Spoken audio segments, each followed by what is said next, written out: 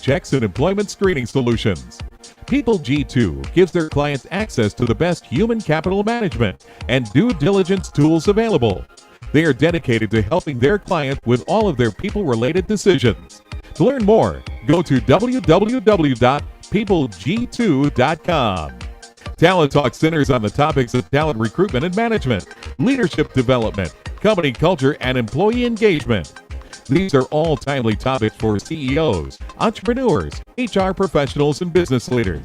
We hope that as you tune in to listen each week, whether to the live broadcast or to the podcast on iTunes or iHeartRadio, that you hear something you can take away that will help you grow and impact your career in a positive way.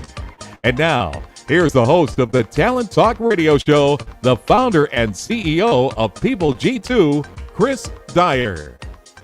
Hey, happy Tuesday and welcome to Talent Talk. It's the afternoon for us, but who knows when you're listening to this? It could be the morning, could be the evening, but good day to you, whatever time it is. And thank you so much for tuning in here to Talent Talk, which is the show that I started many years ago to recreate, which is something I love to do, which is have a conversation with a really awesome person who has something important to say about how they're leading their talent, how they're leading their companies, how they're becoming a more talented leader and entrepreneur.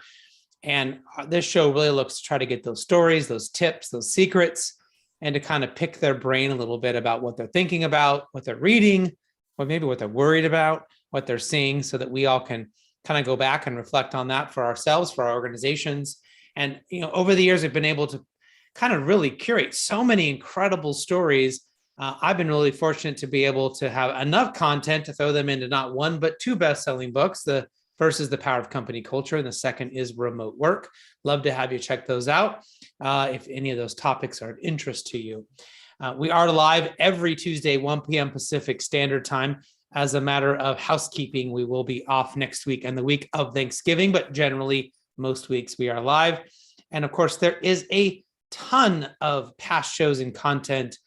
You can find us on YouTube, on iTunes, on iHeartRadio, Stitcher, Spotify, wherever you find your podcast. And as we introduced just a few months back, we are now live streaming on YouTube, LinkedIn, Twitter, and Facebook. So if any of those platforms are places you like to hang out, find me, find the guest, and we are there right now streaming. And the last thing that we love to do is to communicate and be interactive with those of you that are listening, or whether that's live or later on. So you can interact with us and the guests on either LinkedIn on that video or on Twitter directly. Follow the hashtag Talent Talk and @PeopleG2. That lets us keep the conversation going. So you have a question, a comment, have a guest suggestion, that's the place to do it. We'd love to hear from you. And it's always great to get great suggestions from our audience. We have over, I think, up to 12,000 downloads a day, which is millions a year. And the audience just keeps going around the world. So please let us know who you'd like for us to talk to next. We'd love your suggestions. Now, let's talk about who's on the show today. As always, I'm excited for two more fantastic people to pick their brains. Today, I'll bring in Jenn Lim, CEO of Delivering Happiness. She brings happiness and a pretty fancy hat today to today's show.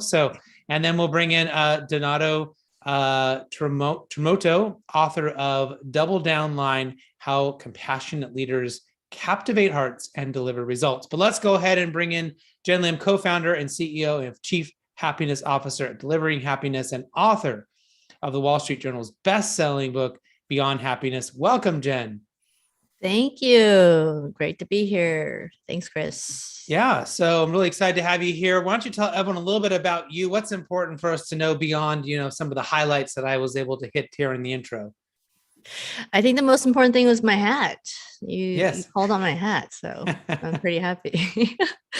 I guess just to, let's see, what's the short version of this? So basically, I started this company, co-founded with the late Tony Hsieh. It's called Delivering Happiness, and it launched with when the book launched in 2010.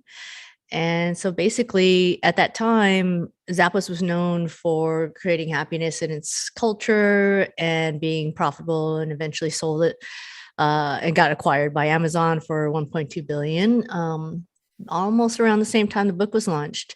And then since then, we had decided to create a company around it and have been doing similar type of positive psychology, scientific happiness practices for companies to become not just more profitable, but actually create more meaningful lives for people, their customers, their suppliers, their ecosystem, and essentially their higher purpose. And yeah, fast forward to Beyond Happiness, which is the book that just launched last month. And it was a continuation to share what that means in today's very different environment from where it was before.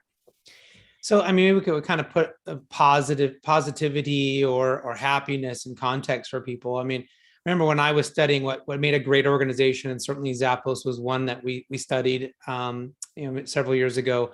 And positivity was one of the pillars that I put forward, saying, that positivity is a core strength for the best organizations out there, the ones that are the best cultures that people want to work for. And I always viewed that as focusing on what's working, right? Finding solutions, thinking about how can I make something better for a client? How can I improve the situation for an employee? As opposed to what's wrong, what's the problem? How do I problem solve? How, people are always complaining, sort of looking at things. And it is partly a mindset, but I think it's also partly like an approach. So maybe you could kind of give us your thoughts. What do you think about that? And how does that kind of incorporate into your work? Yeah, I mean, I think that there's definitely a lot to be said in terms of what the outcomes can be when we have more positive mindsets. I like to call it optimism, that we are optimistic, but at the same time have a sense of reality of what's, the gamut of what can happen on both sides of the risk. And this is really based on a lot of more recent research, but also since philosophers like Aristotle and Socrates talked about like the meaning of life and how it's based on happiness and really finding that sense of purpose, which is what are we doing as individuals that's bigger than ourselves?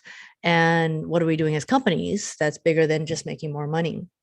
So I think that has, at least for me, having, the last 11 years since Delivering Happiness has been around, been able to show that there are significant stats and stories that speak to it.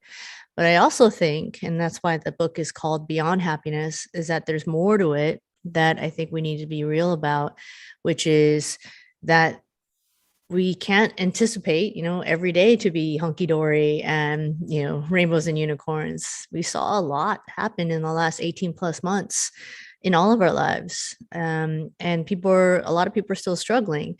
So I think we need to reopen the conversation about what happiness means and not just say positivity is enough, but say that let's be real about the highs and the lows and the gamut of being able to say, embrace tensions along the way, because we know we will have them internally or in the workplace.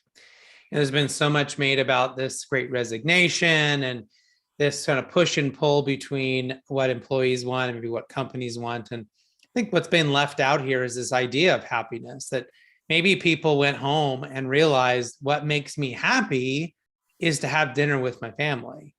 What makes me happy is that my dog is on my lap while I'm working, or, whatever these things are, things that weren't happening at work, sitting in traffic for an hour or 2 hours and doing work with a bunch of, I don't know, acquaintances. They're not really friends, they're not really strangers, but they're not really like your core group. You're sort of, your team is one thing, your friends are another. And so people maybe realize that there was a resetting for them. Do you think that happiness is starting to be redefined or re-reflected on now through this pandemic? Definitely. And I think it's important to note that some people don't think about it as happiness, but I think at the end of the day, what it comes down to is, are we living our moments? Are we living our days in the most fulfilling and meaningful ways, which is going back to like the Aristotle type of happiness, which is, the purpose that we're alive, of why we're alive. So I think this great resignation, great awakening, great whatever you want to put in there, XYZ variable, is actually a good thing because of that time that we've had to reflect. And in some ways, something that's easy to think about is like, what do you want to, from these last 18 plus months, what do you want to stop? What do you want to stay? What do you want to start? And I think that all of us have had ample time to think about it, but to put it into practice and put it in action, it's like a muscle. Like you got to actually do it on a day-to-day basis, like a behavior. Right. Well, so how do we translate this then maybe into people are working hybrid and flexible and remote, and maybe they're back to the office, and but things have changed. And I think, this idea of how do we stay connected? How do we work with our teams in this sort of new way? And most importantly, being happy at work. So how do we sort of bring those three concepts together of teamwork, being connected, and being happy? Yeah. That there's a lot in that. So. you mean it's like I just asked you, what's the meaning of life? Yeah, I was like, how much time do you have? So unpacking that a little bit, I would say that, okay, can we just start from like remote work? Is that sure? Cool? So the aspect of remote work and hybrid and all these different decisions we're making around that, I think number one, the best reminder for us all is that there are actually companies that have been doing this really successfully before COVID. And so I know people are kind of like frenzied around it right now, but like there's actually purpose and values driven companies that had it figured out and have been growing. One that I talk about in the book and comes top of mind is Automatic, which is from like founded by Matt Mullenweg, who is the co-founder of WordPress. So WordPress being like, I think they're at 70 or 75% of our websites are around the world come from WordPress. So it was pretty interesting to see that they've always been doing this since day one. And they're now, I think, a $3+ billion company and at, I think, around almost 2,000 employees. So I think the first thing about remote work is to remember there are already companies that we can learn from that have been doing it for a long time. The second piece, I think, in your question is the connectedness side. Yes, it is hard to connect in a human way when we're on Zoom land, but there are ways that we can do it regardless. So a big part of what I wrote in the book is that if we can actually dig deeper beyond the conversations of, what are you binging on Netflix, or what's your favorite happy hour drink, or, those things are important because they're pleasures as a form of happiness. But if we can go a little deeper into the purpose side and the value side, if we can actually introduce those things in our everyday vernacular, everyday vocabulary with our teams, that's when we get more meaningful connections, regardless if we're online or offline. Because just remember, we had to use this in connecting with families, friends, and coworkers during the last 18+ months. And it's sort of like going deeper, right? It's like, if you ask someone, how are you? And they go, fine, you didn't really find out how they were. Yeah. We have to go deeper. Like, how are you, I will use this with my team. How are you showing up today? Right? You have to kind of rephrase that sometimes to get a very intentional answer back, and then find out, geez, they're struggling. Okay, how do we deal with that? Or they're really happy. They're having a great day. They made that sale. They made that client. Great. How do we celebrate that? How do we make a big deal out of it? To kind of follow their lead on where they're going. Yeah. Totally. But to your point, there's a lot of companies that have been doing it well. We've been fully remote since 2009. And there's a lot of people who've been remote. And I think most senior leaders have been hybrid for a very long time. Always on the road, always on a plane, right? They weren't in the office managing every single day. There's a little bit of hype here, but I think maybe what we've learned is how to do a little bit better. And maybe be a little happier. I don't know. If that's possible. Yeah, I think it is really possible because building on what you're just saying, yes, a lot of people have been doing this for a long time. Leaders have been doing this, CEOs, whatever, because we've been on the road. But I think the happiness quotient is coming back to now more than ever. People just want to be themselves. They want to show up authentically. They want to have a sense of purpose. They want to be like feeling like by the time they wake up to the time they go to sleep, they can look back and said, that was a good day. Not Mhm. necessarily happy, but it was a full day because I live by what I believe in. And I think that's how we start the next chapter on how we write what happiness truly means in this, new abnorm. So then what is beyond happiness? What does that mean? Mm-hmm. Yeah, so that came to me after a whole year of experiencing 2020. Like when I first signed the contract with the publisher, it was like supposed to be super simple as to what the book was going to be. It was like the lessons learned, stats and stories from the last 11 years. And then, of course, everything happened. COVID, um, recession, social unrest, and then ultimately, for me, my business partner and my best buds for so long, Tony Shea, died at the end of 2020. And for me, like that really made me want to look hard in the mirror to see what am I actually putting out there, because what I was supposed to write was just not enough anymore. So beyond happiness came as at the very end before I submitted the manuscript, because there's just so much more as to what our perception of what happiness means, that unless we do the work on ourselves and be brutally honest and truthfully honest with not just our highs, because that informs our happiness, but also our lows, because that informs our happiness too from a sustainable way. So practically, it's like all of us, if we can look about back at our highs and lows in our life and learn from it. What are the themes? What values was I living or not living? What people were there or not there? That gives us a bigger spectrum of what actually happiness can mean in a sustainable way. So that's why I went beyond happiness, because it's about resilience, it's about grit, it's about taking things in context of who we really are as individuals into what we do on a day-to-day basis. Well, I love the term because it's pretty easy to say, well, I'm happy because I have this or I have that or I have this car or I have this job or, and you can put I don't know, a pretty superficial label on what is happy. But beyond happiness sort of kind of makes me start thinking about like Stoicism, and you mentioned Aristotle and Socrates. I mean, start getting into much more philosophical discussion about, well, what's beyond that? If I have the job, I have the car, I have money in the bank or whatever, does it really make me happy?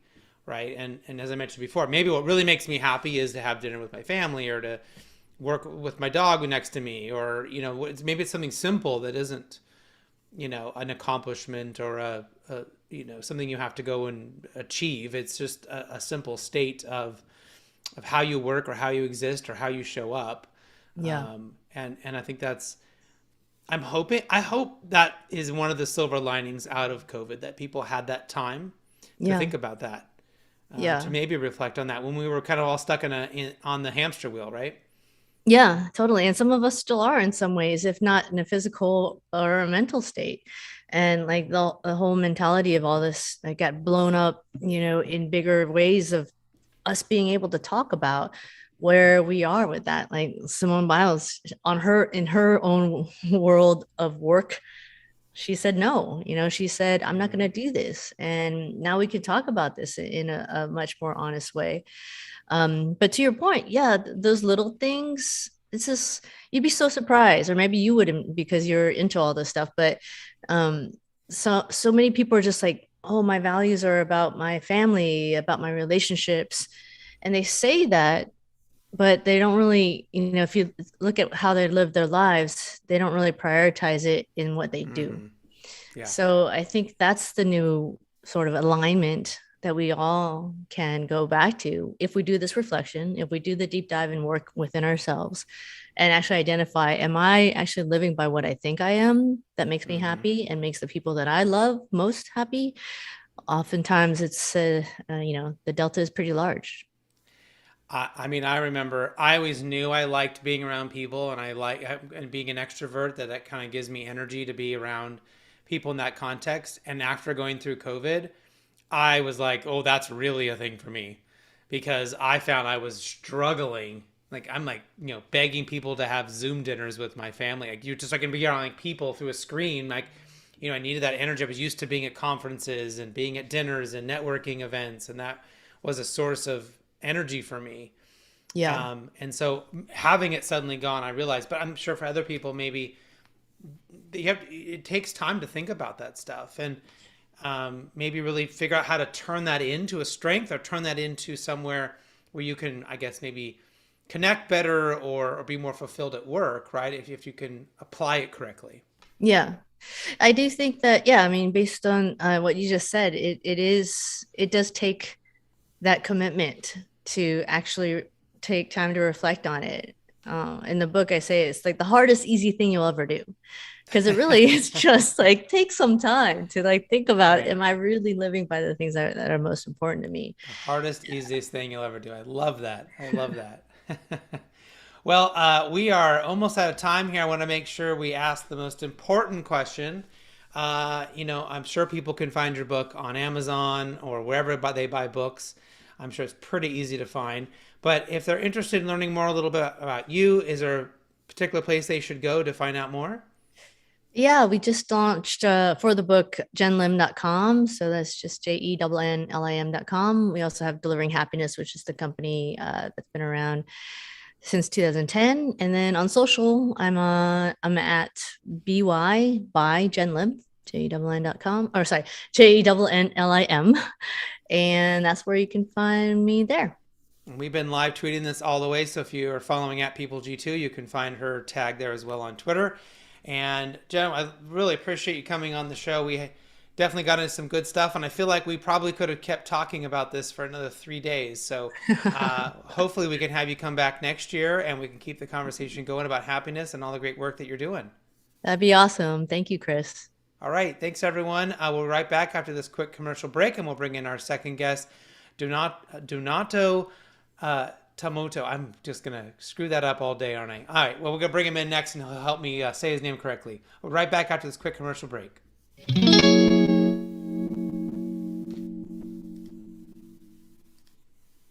Imagine buying a newspaper and discovering that the news you're reading is 6 months old. There isn't much that stays the same for 6 months. And the same thing goes for background checks. In a time when so much outdated information is being passed around, it's good to know that People G2 offers something different. At People G2, we provide today's intelligence, not yesterday's news. Our value-added approach offers you a fully FCRA-compliant solution that includes up-to-the-minute information. By combining industry-leading technology with old-school human investigation, People G2 is able to give you information that is accurate right now, delivered quickly through our online system, or integrated with your HR system. So ask yourself, are you comfortable working with old news, or are you ready for a different kind of background check company? Visit peopleg2.com or call 800-630-2880. That's 800-630-2880 or peopleg2.com. Welcome back to the Talent Talk radio show. In case you missed Jenn Lim's fantastic interview, you can catch it on the replay. We'll have it up as a podcast on iTunes and iHeartRadio. You can go to talenttalkradio.com as well, subscribe. And of course, if you want to watch the video, we are live streaming on YouTube, LinkedIn, Facebook, and Twitter. You can find us wherever you hang out on the socials. And of course, check us out there.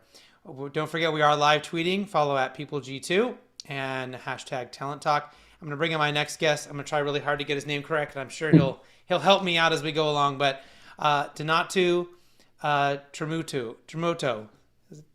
Very good. No? All right. Anyways, he's the author of the Double Bottom Line: How Compassionate Leaders Captivate Hearts and Deliver Results. He has nearly 4 decades of business leadership and experience, and is most notable for his success in building transformative business and innovation in healthcare. I'm apparently unable to speak, so I'm going to bring him in. I'll let him tell us more about himself, and I'll catch my breath here. But welcome to the show today, sir. Thank you very much, Chris. It's an honor to be here. So what's important for us to know about you beyond what I just mentioned? You know, what should people know about you and your work? Well, I thank you for asking, because I'm a firm believer nobody cares what you do until they know why you do it. And so if anyone wants to learn about my professional background, they can go to my Wikipedia page. But what really has prompted me to do what I do was the fact that I had lost my hearing at age 8, and for nearly 10 years had little to no hearing. Wow. And the second major event that happened in my life is I was supposed to be on the second plane on 9/11 that hit the South Tower, United 175. And because of a toothache the night before, I changed my plans and went out the night before. But my two friends and their 3-year-old son would not change their plans. They had already changed it once before for me, and they got on that plane. And unfortunately, they lost their lives when the second plane hit the South Tower. And so I describe that event in my first book, Life's Bulldozer Moments, how adversity can lead to success in life and business. So I think what I would like people to know, just my life hasn't always been easy, like many other people in the world. I've had challenges. And what I try to do is take those challenges and convert them into positive moments to do good in the world. Wow, that is just an incredible story. And I mean, it's you have had two just fantastically terrible things happen to you, and for you to still be here talking and not, I guess, drunk in a gutter or dead in a ditch. I mean, I think some people could have gone off and into the deep end, right, and taken and believed you were cursed and the world is after you. And well, why do you think that is? Because I've met people that take things, that big things, small things, and turn them into absolute failure for themselves, and other people are able to continue to persevere and to move forward. I think a lot of it's about mindset, and I thank you for really acknowledging that, because what I did, and by the way, those were only two events. I lost my brother and my nephew in a car accident. My sister-in-law, who gets credit for my fluency, she was my speech pathologist. She died 3 months in childbirth. They gave her the wrong medication and she lost her life. And so it wasn't just those two events. I think, to answer your question, I think we've been taught our whole lives is that you wallow in your grief. And I think what I tried to do was to do good. And so through those tragedies, I launched two not-for-profit foundations. And don't get me wrong, there were moments when I felt angry.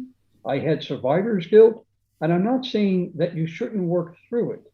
Yes, you have to work through it, but you have to channel that into doing good. And that is what really gets you through those bulldozer moments, is being able to define your character beyond what the loss and the grief might, do to you. Yeah, yeah. Well, in your new book, you describe this concept of the double bottom line. So what is that? Well, if you go back to the tragedies that I've had in my life, one of the things that I did learn was how to show yourself compassion. And I think that that is what really got me through a lot of the challenges of my lifetime, but also how you can bring compassion into the workforce. Too many of us, and I have been a CEO of a public company, I have been CEO of private companies, and you're taught to start your strategy or to start your relationships off with toughness and to be, firm, not to be vulnerable. And what I learned is the more that I displayed my vulnerability, the more that I shared with people the challenges that I've had in my life. For many years, Chris, I basically did not share that I had lost my hearing. I did not share that I had failed the 5th grade. I didn't want anyone to know. Donato, as a CEO of a public company, why would I want them to know that I had struggles? And what a big mistake. So the double bottom line is you can be profitable, you can, achieve success, and you can do good. And you can develop within your own organization that soul, that passionate approach to doing good. And that's how I have led my, my life. And what's unique about the book, it's not only my story. We interviewed 41 world leaders, and many of those who will hopefully read the book will know many of those leaders to whom we interviewed. And I know that you talk about in the book this sort of this new model for leadership, and it's this compassionate leadership. And it sounds like what you were doing was you're being compassionate. I think when you're talking about some of your struggles, when it's the right context, I think you're being compassionate and letting people also share, right? You're showing them that they can share. You're showing that they can talk about these things. They don't have to be perfect either. They don't have to, have never failed. So how else would you describe that concept? Well, it's very interesting, and I'm not going to describe it by my own definition. What was unique about the interview that we did, we interviewed 41 world leaders, but we did something else. We went out and surveyed 1,500 employees across the country. And we matched what those employees viewed as compassionate leadership against the 41 leaders to whom we interviewed in the control group. And this is what we found. Compassionate leadership is not just empathy. It's empathy in action. A lot of people will say, hey, Donato, I feel sorry for you. And then they walk away. What compassionate leaders, the 41 that we interviewed, what they demonstrated was this ability to translate, if you will, that empathy into action to have the greatest impact. And so that's the definition that we tear apart in the book. Compassionate leadership is empathy in action to create impact. Right. Well, and that's a really, really important point, because for leaders, it's you can't just learn about something and you can't just recognize. You have to do something, this is tough for leaders. They don't know what to do sometimes. They don't know how to act, and Well, go ahead. I'll give you a great example. During COVID, I sit on 9 boards and I'm an executive in residence with 4 other companies. So I have had a unique opportunity to be exposed to a lot of leadership over the last year and a half. And I'll share with you a story that was shared with me by one of my colleagues of how this leader wanted to get this purchase order from his, customer. And he got on the Zoom call, and the customer had explained that his wife and his son both had COVID. The salesman or the executive immediately just ignored that and jumped to, when will I get the purchase order? Well, guess what? He never got the purchase order. And so we've been taught not to integrate the feelings with our work. And that's what this book really will help the leaders understand. In that case, it might have been great just to forget about the purchase order for that day and really get into, what can I do? What are you experiencing? Especially with the Zoom fatigue that's existing right now. Leaders have not been taught under normal circumstances of how to really understand the stories of other people. And that's what this is about, is really understanding the story of the other person.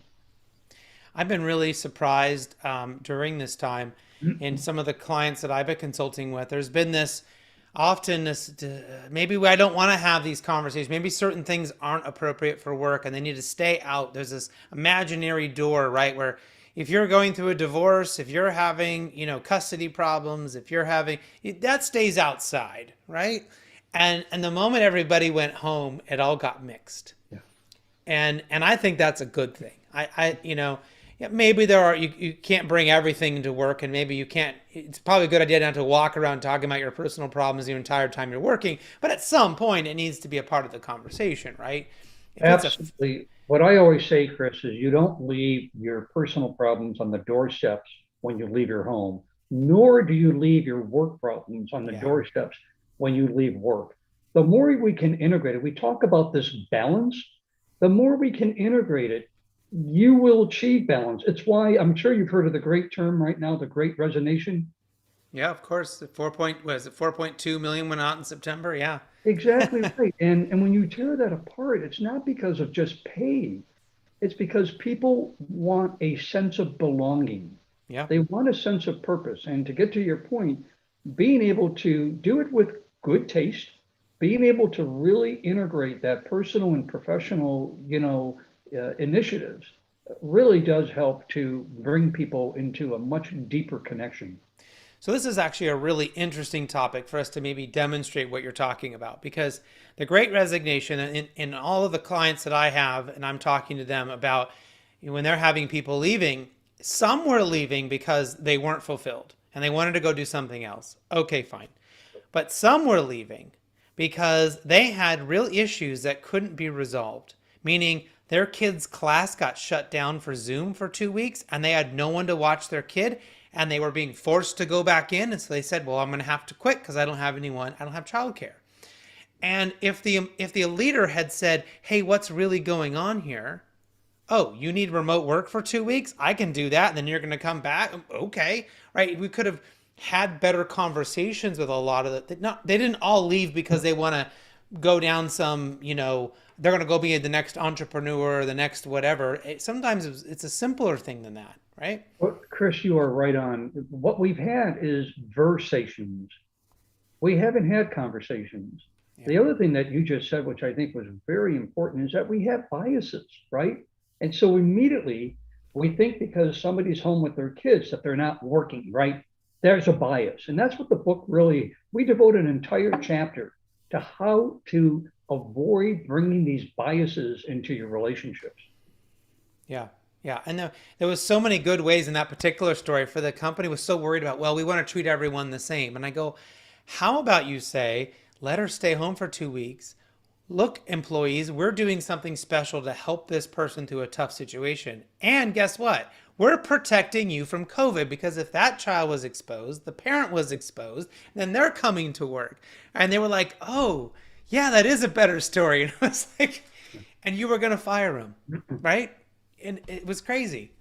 Well, and one of the segments that I like about the book is that we throw this notion out that culture comes first. We've been taught as leaders that culture comes first, and I propose that that's wrong. Trust comes first. Mm-hmm. And what you just gave as an example of really understanding the challenges of the other person is about building trust. Right. And once you build the trust, you can then jump to the culture and the vision and the mission. But we have it all backwards now. And my hope is that this will help leaders understand that until you have trust, you can never get to a deeper relationship understanding of developing a culture. Yeah, yeah. And I think when the trust is two ways, right? You have to show your people you trust them. You have to find ways for them to show that they can trust you. Boy, that is music.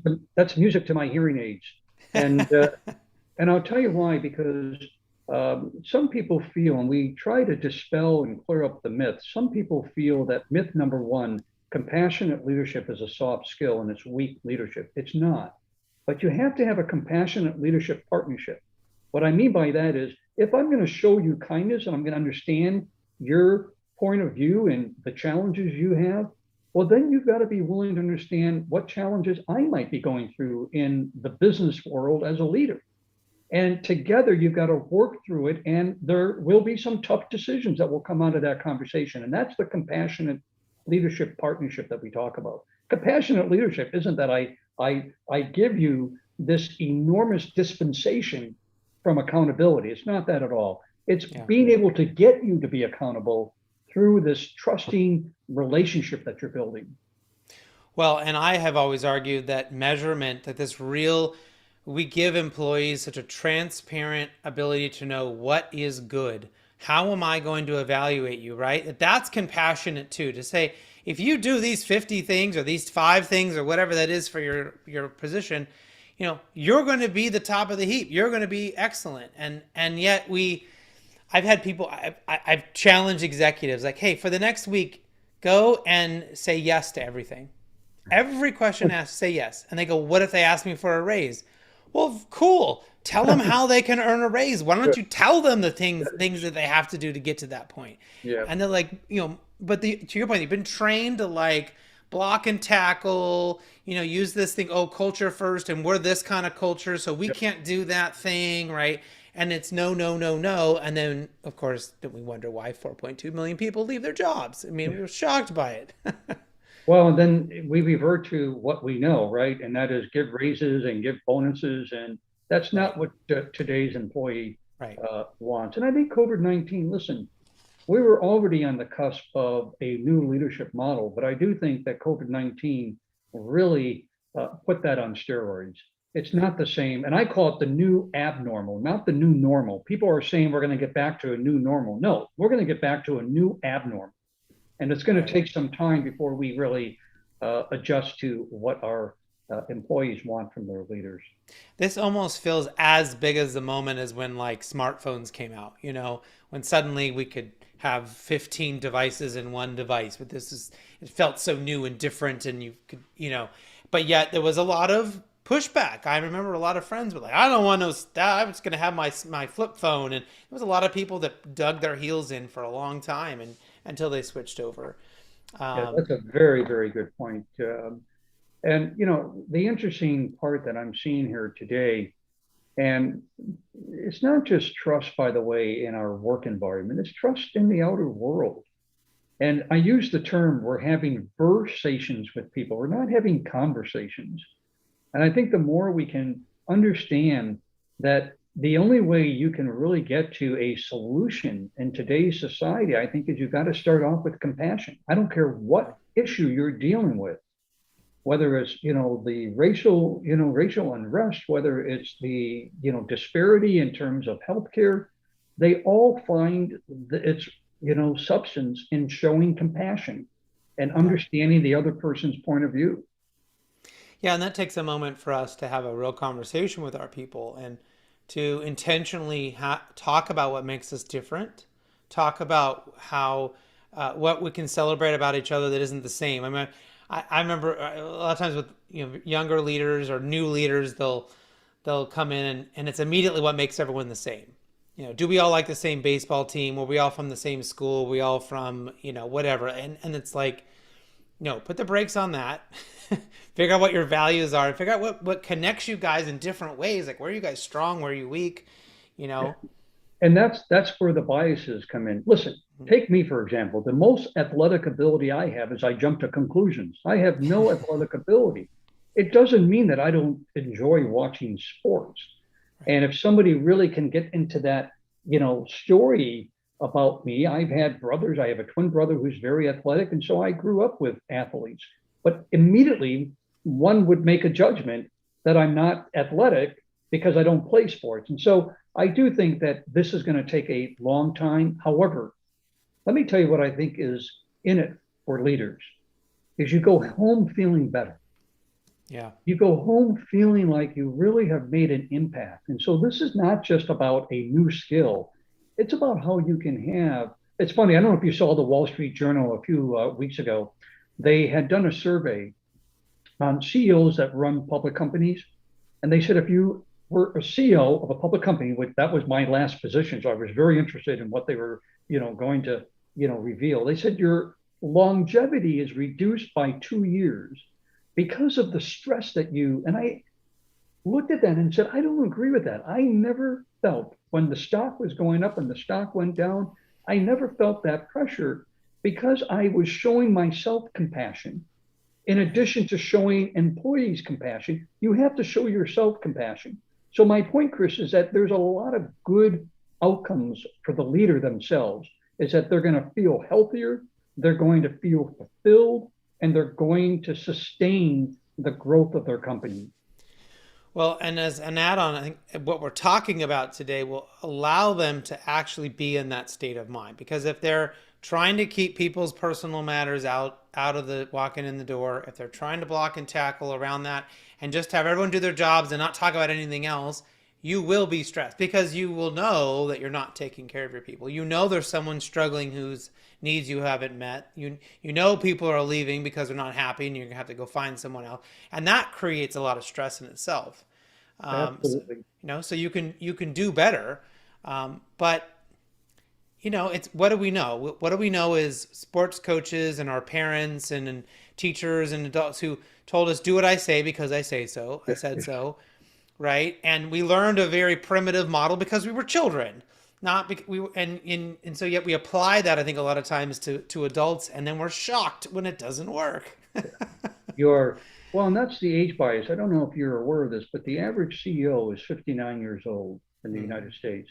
By the way, that's the same age of our elected officials in Washington. It's very funny. And so what happens? You hire your team in that same age group. And so I think that that's what the book is going to help leaders understand is why not promote a 25-year-old who's performing well? And that's the kind of trust that you build in the organization to say you're going to measure it by talent, not by age and experience. That no longer cuts the mustard anymore. Yeah, and it's going to have to be different and more flexible. And I think this not only are we changing from a flexibility standpoint of remote and hybrid and all of that, I've been talking on the show for a while. I'm predicting, will people really be full time? Will they only work at one place, for 40 hours? I think this is going to kind of morph and change in a way that actually could be quite advantageous to the employer, to the employee.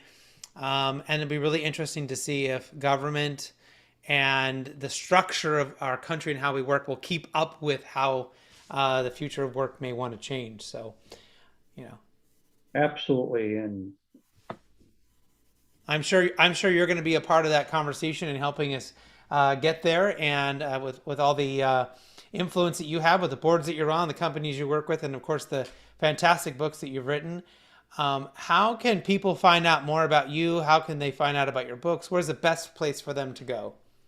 great question. In fact, Chris, we don't see this just as a book. We see this as a movement. In fact, we just learned the other day that there is I can't announce it, but there's a university that's going to develop a curriculum around the book, and it'll be an executive course offered every year. And so if anyone is interested, the book will be released March 1st. By the way, it's delayed because of a paper shortage. So everything you hear about the supply chain is absolutely true. Yes. But if anyone wants to learn more, they can go to our website, donatotramuto.com/compassion. And we're going to populate the website with articles and podcasts. And of course, they can pre-order the book on Amazon.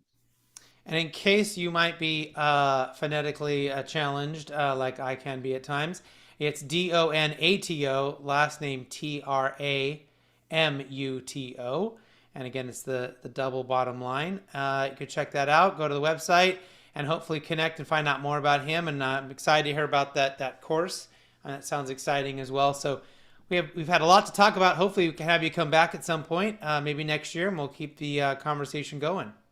Thank you, Chris, and thank you for everything you're doing. This is going to be very helpful to future leaders and current leaders.